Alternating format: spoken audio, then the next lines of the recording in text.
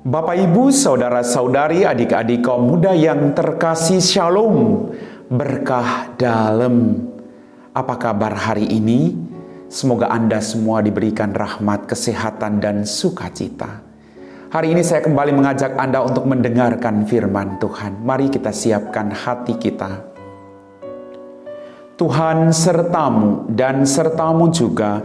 Inilah Injil Yesus Kristus menurut Santo Lukas. Dimuliakanlah Tuhan.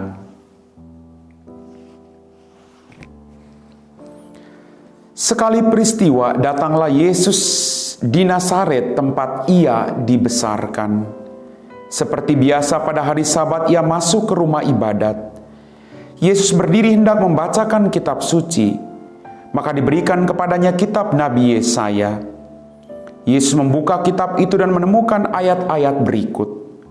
Roh Tuhan ada padaku, sebab aku diurapinya untuk menyampaikan kabar baik kepada orang-orang miskin, dan aku diutusnya memberikan pembebasan kepada orang-orang tawanan, penglihatan kepada orang-orang buta, serta membebaskan orang-orang yang tertindas. Aku diutusnya memberitakan bahwa tahun rahmat Tuhan telah datang. Kemudian Yesus menutup kitab itu dan mengembalikannya kepada pejabat, lalu ia duduk. Dan mata semua orang dalam rumah ibadat itu tertuju kepadanya. Kemudian Yesus mulai mengajar mereka, katanya, "Pada hari ini genaplah ayat-ayat kitab suci itu pada saat kalian mendengarnya." Semua orang membenarkan Yesus. Mereka heran akan kata-kata indah yang diucapkannya. Lalu mereka berkata, "Bukankah dia anak Yusuf?" Yesus berkata, "Tentu kalian akan mengatakan pepatah ini kepadaku, 'Hai tabib, sembuhkanlah dirimu sendiri. Perbuatlah di sini di tempat asalmu ini segala yang kami dengar telah terjadi di Kapernaum.'"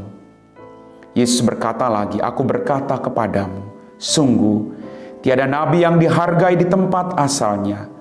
Aku berkata kepadamu, dan kataku ini benar, pada zaman Elia terdapat banyak wanita janda di Israel ketika langit tertutup selama 3 tahun dan 6 bulan, dan ketika bahaya kelaparan yang hebat menimpa seluruh negeri.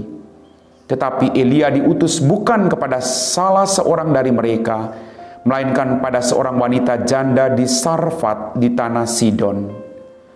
Dan pada zaman Nabi Elisa banyak orang kusta di Israel, tetapi tiada seorang pun dari mereka yang ditahirkan selain Naaman orang Syria itu."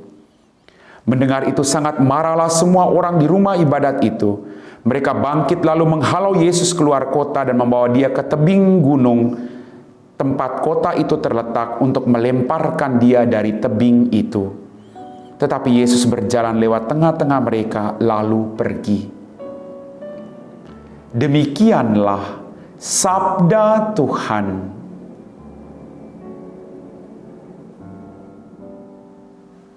Bapak, Ibu, saudara-saudari, adik-adik kaum muda yang terkasih. Dalam bacaan Injil Lukas pada hari ini, Yesus menegaskan tentang misinya sebagaimana disuarakan oleh Nabi Yesaya sendiri. Namun tidak semua orang memahami dan menerima dengan baik. Bahkan orang-orang sekampungnya pun menolak kedatangan Yesus. Pertanyaannya, kenapa orang sekampung Yesus menolak dia? Bapak, Ibu, saudara-saudari, adik-adik kaum muda yang terkasih. Kita cenderung untuk jatuh pada cara memandang seseorang berdasarkan background, keluarga, dan lingkungan sosial pada status dan kedudukan seseorang. Kadang kita memandang orang, menilai seseorang dari latar belakangnya. Dia tuh orang berdosa loh. Hidupnya dulu tuh hancur. Jangan demikian, Bapak Ibu. Kenapa? Karena Tuhan bisa membalikan orang berdosa untuk bertobat dan menjadi pribadi yang jauh lebih baik. Jangan sampai kita hanya bisa menilai keburukan orang lain tanpa melihat bagaimana perjuangan orang yang lemah itu, orang berdosa itu, untuk bangkit dari dosanya, untuk bangkit dari setiap kegagalannya, menjadi pribadi-pribadi yang baik. Hal ini juga yang dilakukan oleh orang-orang sekampung Yesus. Mereka hanya menilai Yesus berdasarkan latar belakang dia. Dari mana dia berasal, siapa ayahnya, apa pekerjaan ayahnya, siapa ibunya. Orang hanya melihat hal-hal demikian. Tapi orang lupa untuk memahami, menghayati apa yang dikatakan Yesus, apa yang diajarkan Yesus. Itu yang orang lupa. Setiap hari kita mendengarkan firman Tuhan, kita juga diajak untuk menerima firman itu dalam kehidupan kita. Tidak sekedar menerima, tapi juga melakukan itu. Kita tidak sekedar mendengarkan firman Tuhan, tapi juga sebagai pelaku firman dalam kehidupan kita masing-masing. Itu yang dikehendaki Tuhan. Maka mari kita belajar untuk tidak menilai seseorang berdasarkan masa lalunya. Belum tentu masa lalunya itu hancur, berantakan, penuh dosa. Sampai hari ini dia masih tetap demikian. Tidak. Orang terus berubah. Orang bisa belajar dari pengalaman kejatuhannya menjadi pribadi-pribadi yang baik. Hal ini juga yang dilakukan oleh banyak santo-santa, ya. Rasul Paulus, Thomas, Petrus, ya. Banyak sekali mereka berdosa. Mereka berdosa. Tapi ketika mereka ditangkap oleh Tuhan, hidup mereka berubah. Maka jangan pernah menilai seseorang hanya karena masa lalunya, masa kelamnya. Seburuk-buruknya seseorang, sebejat-bejatnya seseorang, ada satu titik terang dalam hidupnya yang menjadi milik Allah sendiri dalam kehidupannya. Maka kita diajak oleh Tuhan Yesus untuk tidak menjudge orang lain. Ibu Teresa dari Kalkuta pernah mengatakan, if you judge people, you have no time to love them. Ketika kita menjudge orang lain, saya juga punya keyakinan, kita tidak akan bisa melihat kebaikan-kebaikan yang dilakukan oleh orang lain. Semua yang dilakukan itu serbanya salah semua. Karena yang kita lihat adalah kelemahan masa lalu dia. Tanpa melihat perjuangannya setengah mati untuk menjadi pribadi yang lebih baik. Bapak, Ibu, saudara-saudari, adik-adik kaum muda yang terkasih, semua ini penolakan itu dialami oleh Yesus.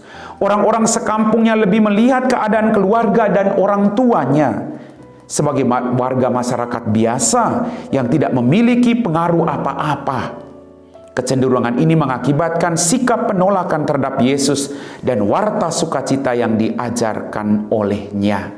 Mari Bapak Ibu, Tuhan Yesus mengajarkan satu hal yang paling luar biasa hari ini. Untuk menerima orang lain. Dia datang untuk supaya semua orang selamat. Anda selamat, saya selamat, semua orang berdosa selamat. Itu tujuan Yesus datang. Maka Yesus juga mengharapkan demikian. Bahwa kehadiran kita justru membawa semakin banyak jiwa untuk masuk ke dalam keselamatan itu sendiri. Bukan menolak orang, bukan menjudge orang, bukan melihat kelemahan orang lain, bukan melihat latar belakang orang lain. Tapi kita berjuang agar semua orang boleh menikmati kebahagiaan yang dijanjikan oleh Yesus. Mari, ini tugas panggilan perutusan kita masing-masing. Anda yang menikah, bawalah istri, suami, anak-anak masuk ke dalam kebahagiaan yang dijanjikan oleh Tuhan. Jangan pernah lihat masa lalu mereka, tapi tetap mendukung mereka.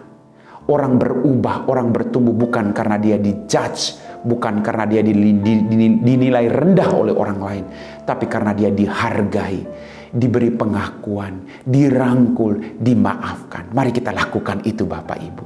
Amin. Bapak Ibu, saudara-saudari, adik-adik kaum muda yang terkasih, kita telah diteguhkan oleh firman Tuhan. Sungguh luar biasa. Mari kita siapkan hati kita. Biarkan firman Tuhan itu meresap dalam hati kita. Agar kita juga menyalurkan firman Tuhan itu dalam tindak dan perbuatan kita sehari-hari. Yesus mengajarkan kepada kita, jangan menilai seseorang dari latar belakangnya.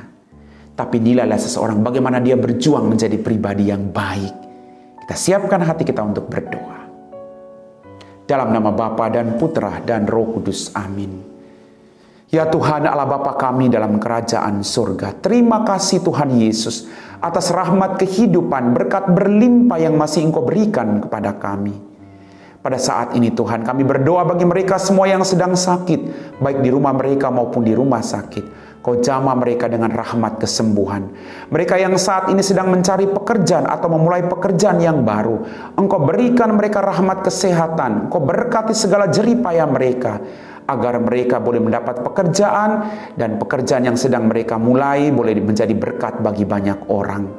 Bagi mereka semua yang telah meninggal dunia, Engkau ampuni dosa-dosa mereka. Engkau berikan mereka kebahagiaan di surga.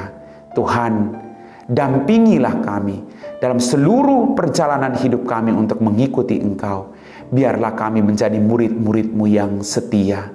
Kami puji Engkau Bapa, kini dan sepanjang segala masa. Amin. Tuhan sertamu dan sertamu juga. Semoga kita sekalian diberkati oleh Allah yang Maha Kuasa, dalam nama Bapa dan Putra dan Roh Kudus. Amin.